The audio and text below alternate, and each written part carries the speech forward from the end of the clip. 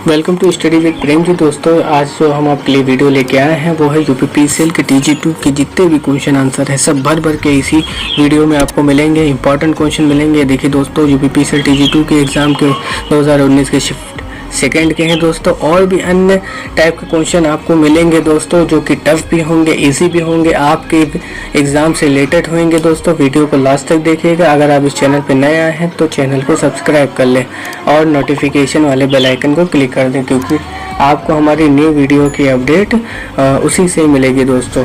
ठीक है दोस्तों, तो आप शुरू करते हैं बिना किसी देरी के। जब लोहे का 6 और तांबे का 6 बराबर होता है, यानी जो लॉस होता है वो जब बराबर होता है, तो दोस्तों जो ट्रांसफार्मर की दक्षता होती है वो सबसे अधिकतम होती है, क्योंकि जो आपका PI होगा और PCU यानी कॉपर आयरन लॉस और कॉपर लॉस जब बराबर होगा दोस्तों, तो दक्षता सबसे बराबर वो अधिकतम होगी दोस्तों। और ये रहा अगला क्वेश्चन आपके लिए। ट्रांसफार्मर की सुरक्षा के लिए आमतौर पर किस प्रकार की रिले का प्रयोग किया जाता है?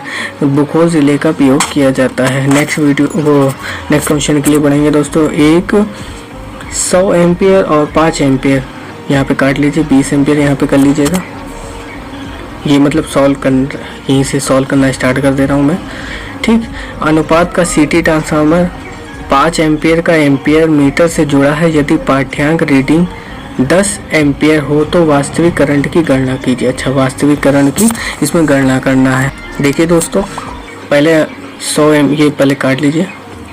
ठीक, तो आप ये कर लीजिए सबसे पहले कि जो आपका करंट है वो 5 एम्पियर दिया हुआ है। ठीक, और 100 एम्पियर वाला इसको पहले डिवाइड कर लीजिए। यहाँ पे 20 बचेगा, 20 एम्पियर आया, इंटू आप 3 एम्पियर कर लीजिए। जब आप 3 एम्पियर कर लेंगे तो आपका कितना आ जाएगा? 60 आ जाएगा दोस्तों।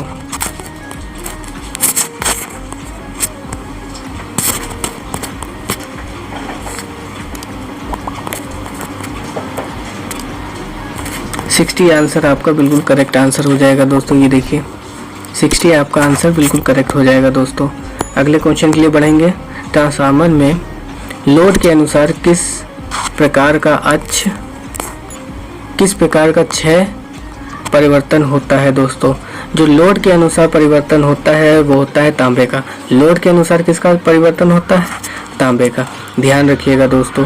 और जो आगे क्वेश्चन जो बढ़ते जा रहे हैं दोस्तों, तो इम्पोर्टेंट क्वेश्चन देखिए दोस्तों आते जा रहे हैं। चैनल को सब्सक्राइब तुरंत कर दीजिए, तुरंत।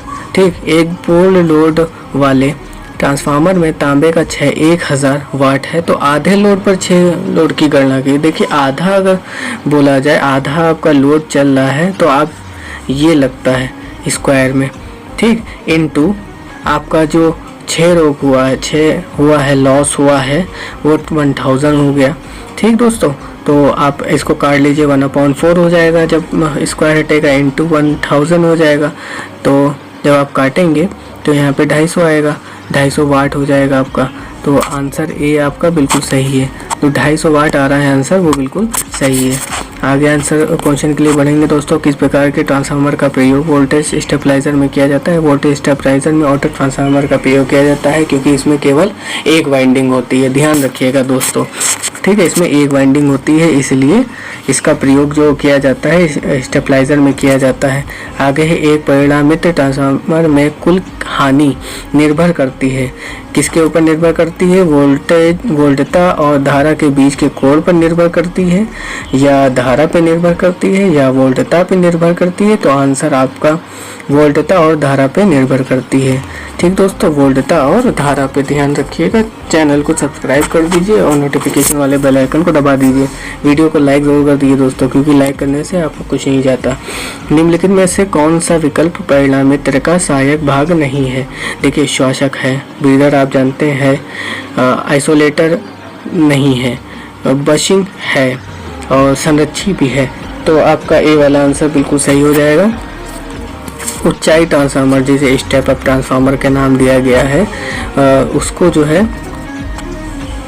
परिणामित में द्वितीय कॉइल तक वोल्टता बढ़ती रहती है। स्टेप अप ट्रांसफार्मर में क्या होता है दोस्तों, उसका जो वोल्टता होती है वो बढ़ती रहती है। ध्यान रखिएगा दोस्तों। अगला क्वेश्चन के लिए बढ़ेंगे। एक परिणामित ट्रांसफार्मर में दो प्रेरित कुंडलियों का विद्युत रूप से अलग और चुंबकीय रूप से संबंधित होती हैं। हाँ, कह सकते हैं आप। ठीक, पहला वाला लगा ले रहे हैं। ठीक, चुंबकीय रूप से अलग और विद्युत रूप से संबंधित नहीं। विद्युत रूप से अलग और चुंबकीय रूप से अलग नहीं। विद्युत रूप से संबंधित और चुंबकीय रूप से संबंधित नहीं। बिल्कुल पहला वाला आपका रियल आंसर है, सही आंसर है। ठीक है, आगे क्वेश्चन के लिए बढ़ेंगे। आगे क्वेश्चन के लिए दोस्तों बढ़ रहे हैं। उपकेंद्रों में विभव परिणामित्र का प्रयोग परास बढ़ाने के लिए किया जाता है। वोल्टमीटर के परास को बढ़ाने के लिए किया जाता है। ठीक दोस्तों, चैनल को लाइक कर दीजिए, वीडियो को लाइक कर दीजिए और चैनल को सब्सक्राइब जरूर कर दीजिए अभी। बिल्कुल अगले क्वेश्चन के लिए बढ़ेंगे। 87 परिणामित का या गुणन मशीन के कोर बनाने के लिए उपयोग की जाने वाली सामग्री BH5 क्षेत्र होना वांछनीय है। ठीक, तो इसका जो आंसर होगा वो होगा इनमें हिस्टैरिसीस हानि कम होगी। जो BS का संकीर्ण होता है दोस्तों ट्रांसफार्मर में, तो इससे क्या होता है, हिस्टैरिसीस जो लॉस होता है वो कम होता है दोस्तों। अगला क्वेश्चन के लिए बढ़ेंगे। परिणामित कोर पटलन। ठीक, जो पटलन होती है वो द्वारा रोधन किए जाती है।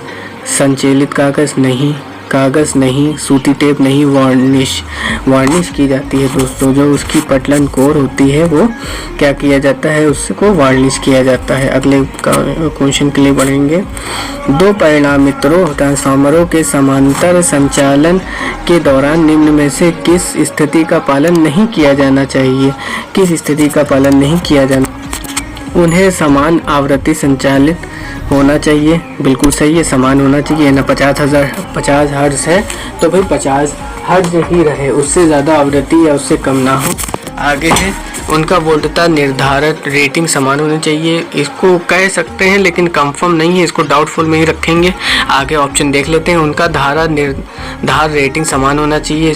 हाँ, कह सकते हैं। उनका परिणामन अनुपात समान होना चाहिए। बिल्कुल सही है, तो बी वाला आंसर आपका सही हो जाएगा। 89 का जो बी है, नहीं पी नहीं, सी हो जाएगा दोस्तों। जैसा कि मैंने कहा था कि डाउट में है, तो ये डाउट में था दोस्तों। उनकी धारा का निर्धार रेटिंग समान होना चाहिए। जो धारा होती है वो उनकी समान होनी चाहिए। ये कोई पालन करने वाला कारण नहीं है दोस्तों। ठीक है, तो आप भी करेक्ट कर लीजिएगा। सी वाला आपका बिल्कुल सही आंसर है। एक्सप्लेन भी कर दे रहा हूँ क्योंकि मुझे थोड़ा डाउट था, तो अभी मैंने ये आंसर देखा तो मुझे पता चला कि आंसर सी सही है आपका। दो ट्रांसफार्मर के समांतर प्रचालन के लिए निम्न शर्तें आवश्यक हैं। देखिए, उन्हें समान आवृत्ति पर संचालन होना चाहिए। ठीक है, जैसा कि 50 हर्ट्ज वाली बात की थी मैंने।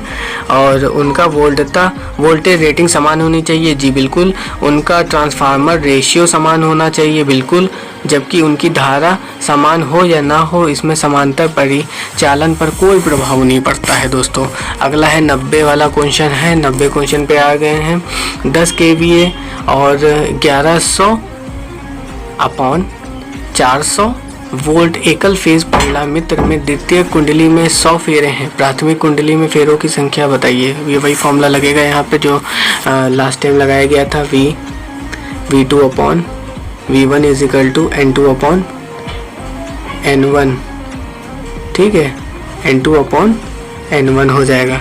ठीक है दोस्तों, इनमें देखिए 400 वोल्ट बताया गया है upon 1100 is equal to 100/N1। 20 से 20 काट दीजिए आप। ठीक है दोस्तों, अब यहाँ पे जो आंसर आपका आएगा वो देखिए 275 करके आ रहा है। 1100 ऊपर चला जाएगा और 4 आपका नीचे आ जाएगा। ठीक, जब आप काटेंगे तो 275 करके आएगा। तो 275 आंसर आपका बिल्कुल करेक्ट है दोस्तों। ए वाला आंसर आपका बिल्कुल सही है। अगले क्वेश्चन के लिए बढ़ेंगे। परिणामित्र यानी ट्रांसफार्मर में 2 प्रेरण कुंडलियां होती हैं, विद्युत रूप से विभक्त और चुंबकीय रूप से विभक्त। नहीं, गलत है। विद्युत रूप से संबंध और चुंबकीय रूप से संबंध नहीं भाई, चुंबकीय रूप से संबंध नहीं होती है। ठीक, चुंबकीय रूप से विभक्त और विद्युत रूप से संबंध, हाँ कह सकते हैं, डाउट में है दोस्तों। डी वाला देख लेते हैं, विद्युत रूप से विभक्त और चुंबकीय रूप से संबंध, बिल्कुल सही, डी वाला बिल्कुल सही आंसर है आपका। परिणामित्र में दो प्रेरण कुंडलियां, देखिए दोस्तों एक्सप्लेन भी किया गया है यहाँ पर, दो प्रेरण कुंडलियां होती हैं जो प्राइमरी सेकेंडरी कहलाती हैं, विद्युत रूप से विभक्त और चुंबकीय रूप से संबंध होती हैं। जो विद्युत होता है इलेक्ट्रिकली आइसोलेटेड होती हैं, लेकिन जो है चुंबकीय रूप से अलग होती, चुंबकीय रूप से संबंधित होती हैं और विद्युत रूप से अलग होती हैं। 92 नंबर क्वेश्चन पे पढ़ते हैं दोस्तों हम लोग। परिणामित्र ट्रांसफार्मर में कोर पटलन लेमिनेशन जिसे कहा जाता है, उस पे जो वार्निश होती है, वार्निश की कोर पर जो है वार्निश की जाती है दोस्तों। अभी आ चुका है क्वेश्चन, फिर दोबारा से TG2 में देखिए पूछा गया है। विद्युत परिणामित्र ट्रांसफार्मर में होते हैं डैश 500 kVA से अधिक निर्धारित रेटिंग वाले अपचायी परिणामित्र। बी और सी देख लेते हैं दोस्तों। 500 kVA से कम निर्धारित रेटिंग वाले अपचायी परिणामित्र, हाँ यही सही आंसर आपका, बी वाला बिल्कुल सही आंसर दोस्तों। अगला क्वेश्चन के लिए बढ़ेंगे। एक परिणामित्र टंकी में तेल स्तर के नीचे विसंगत दोषों का पता लगाने के लिए किस रिले का प्रयोग किया जाता है? जाहिर सी बात है ग्लूकोज रिले का प्रयोग किया जाएगा, एक ही रिले होती है उसमें। दिए गए भार के लिए परिणामित्र की पूर्ण दिवस क्षमता और वाणिज्यिक दक्षता के संबंध में निम्नलिखित में से कौन सा विकल्प सही है? पूर्ण दिवस दक्षता और वाणिज्यिक जो दक्षता से अधिक होनी चाहिए, ये तो गलत हो गया भाई, वे शून्य होनी चाहिए, शून्य होती नहीं है, बराबर बिल्कुल नहीं होते हैं। पूर्ण दक्षता वाणिज्यिक दक्षता से कम होती है। जो पूर्ण दक्षता होती है दोस्तों वो वाणिज्यिक दक्षता से कम होती है दोस्तों। अगला है क्वेश्चन। परिणामित्र ट्रांसफार्मर में अलग अलग पटलनों लेमिनेशनों को के रूप में काटा जाता है, ई पट्टी के रूप में काटा जाता है, ठीक है, ऐसे करके काटा जाता है दोस्तों, ठीक है, ऐसे करके काटा जाता है दोस्तों। अगला क्वेश्चन है, यहाँ पे कई सारे प्रकार हैं, देखिए दोस्तों। ट्रांसफार्मरों को अलग अलग लेमिनेशनों को ई पट्टी के रूप में काटा जाता है, एल में काटा जाता है, ई आई और आकार में भी काटा जाता है, GHF के आकार में नहीं काटा जाता है, GHF के आकार में काटा नहीं जाता है। ट्रांसफार्मर कोर का लेमिनेशन सिलिकॉन स्टील का बनाया जाता है। लेमिनेशन कर देने से ट्रांसफार्मर की भंवर धारा हानि कम हो जाती है दोस्तों, जो भंवर धारा हानि है वो कम हो जाती है। जो लेमिनेशन की मोटाई होती है वो 0.35 से 5 मिलीमीटर तक होती है दोस्तों। अगला देखिए भाई, ट्रांसफार्मर कोर क्रोड पटलन से बनाए जाने का मुख्य कारण क्या है? जो मुख्य कारण है वो होता है क्रोड हानि कम करना। जो क्रोड हानि होती है दोस्तों उसको कम करना इसका मुख्य कार्य होता है, रिड्यूसिंग कोर लॉस, ठीक। 98 पे बढ़ेंगे। किसी ट्रांसफार्मर में प्राथमिक 200 टन तथा द्वितीयक में 50 टन यदि प्राथमिक वोल्टेज 240 है और अनुप्रयोग किया जाता है तो द्वितीयक वोल्टता बताइए। देखिए दोस्तों फॉर्मूला फिर से वही लगेगा, देखिए N1/N2 लगा लेते हैं हम। प्राथमिक के लिए N1/N2 50 टन हो गया, ठीक, इजिकल टू 240 अपॉन N2 के लिए हमें निकालना है, N2 क्या करना है, हमें निकालना है। 1 0 से 1 0 काट दीजिए, 5 1 जा 5, 5 4 जा 20, 4 1 जा 4, 4 6 जा 240, 60 आपका आंसर आ जाएगा दोस्तों। 60 वोल्ट आपका बिल्कुल करेक्ट आंसर है, ठीक। अगले क्वेश्चन के लिए बढ़ेंगे 99 के लिए, और वीडियो को लाइक कमेंट सब्सक्राइब ज़रूर कर दीजिएगा दोस्तों। चैनल को सब्सक्राइब जरूर कर दीजिएगा। चैनल पर अगर नए आए हैं आप नोटिफिकेशन वाले बेल आइकन को दबा दीजिएगा। देखिए कितनी बार ये पूछा गया है दोस्तों, ये देखिए कितनी बार ये क्वेश्चन जो पूछा गया है, ये बहुत बार पूछा गया है। मोस्ट इम्पॉर्टेंट क्वेश्चन है आपके लिए TG2 एग्ज़ाम के लिए दोस्तों। ये देखिए एक TG2 एग्ज़ाम के लिए पूछा भी गया है बीच में, और ये देखिए और भी जितने भी एग्ज़ाम हुए हैं सब में दोस्तों पूछा गया है, ठीक है। जो ट्रांसफार्मर होते हैं उनको निर्धारित किया जाता है, मतलब कैसे निर्धारित किया जाता है, KVA में। हमेशा ट्रांसफार्मर जितने भी हो दोस्तों उनको KVA में निर्धारित किया जाता है। 100 क्वेश्चन यहाँ पे कंप्लीट होने वाले हैं दोस्तों। मुंह थक गया है मेरा, लेकिन आपके लिए मैं अभी भी बोल रहा हूँ दोस्तों, मेहनत कर रहा हूँ। तो चैनल को सब्सक्राइब ज़रूर कर दीजिएगा, वीडियो को लाइक करिएगा और कमेंट करके हमें ज़रूर बताइएगा वीडियो आपको कैसी लगी। लास्ट क्वेश्चन के लिए बढ़ना है दोस्तों। एक सिंगल फेज ट्रांसफार्मर में 400 प्राथमिक और 1000 द्वितीयक टर्न होते हैं। कोर का शुद्ध अनुप्रस्थ काट क्षेत्रफल जो है, यदि प्राथमिक घुमाव से 540 वोल्ट पर 50 हर्ट्ज आपूर्ति से जुड़ा होता है, तो कोर में प्रवाह घनत्व की चरम मान की गणना कीजिए। देखिए दोस्तों, सॉल्व हुआ रखा हुआ है। देखिए दोस्तों, बिना किसी टाइम वेस्ट के सॉल्व करते हैं। N1 हमारा 400 है, N2 हमारा 1000 है। आपका ये जो अनुप्रकाश क्षेत्रफल जो दिया हुआ है 60 सेंटीमीटर पर स्क्वायर दिया हुआ है, जिसे हम क्या लिख लेंगे 60 × 10⁻⁴ मीटर स्क्वायर कर लेंगे दोस्तों। सेंटीमीटर से हम चेंज कर लेंगे, मीटर में चेंज कर लेंगे दोस्तों। F = 50 हर्ट्ज हो जाएगा और B = 500 वोल्ट हो जाएगा। जो हमारा B हमें निकालना है, BM निकालना है। क्या निकालना है दोस्तों? BM, यानी इसका जो घनत्व है उसको निकालना है दोस्तों। तो फॉर्मूला लगाएंगे V = 4.445 F और N1, ठीक। तो इसको सॉल्व करेंगे। V हमारा 520 है, 4.44 × 50 हमारा जो है हर्ट्ज हो जाएगा। और हमारा जो फाई है उसको ऐसे ही रखा रहने देंगे, 400 हमारे पर टर्न है, ठीक है। तो यहाँ पे फाई को यहाँ पे उठा लिया गया है और सबको लाइन वाइज लिख दिया गया है, क्रॉस मल्टीप्लाई जिसे दोस्तों कहते हैं। और यहाँ पे आपका आंसर आएगा 0.00585 वीबर। और दोस्तों यहाँ पे एक और फॉर्मूला लगेगा जिसे कहते हैं फाई = BMA, यानी आपका जो घनत्व है उसका फॉर्मूला लगेगा। घनत्व का फॉर्मूला ये होता है कि आपका जो फाई होगा वो ऊपर हो जाएगा और नीचे आपका हो जाएगा अनुप्रस्थ काट का क्षेत्रफल। तो जब सॉल्व करेंगे दोस्तों तो 0.976 यानी 976 वेबर प्रति मीटर स्क्वायर आपका आंसर आ जाएगा दोस्तों। अगर आपको ये वीडियो अच्छी लगी हो तो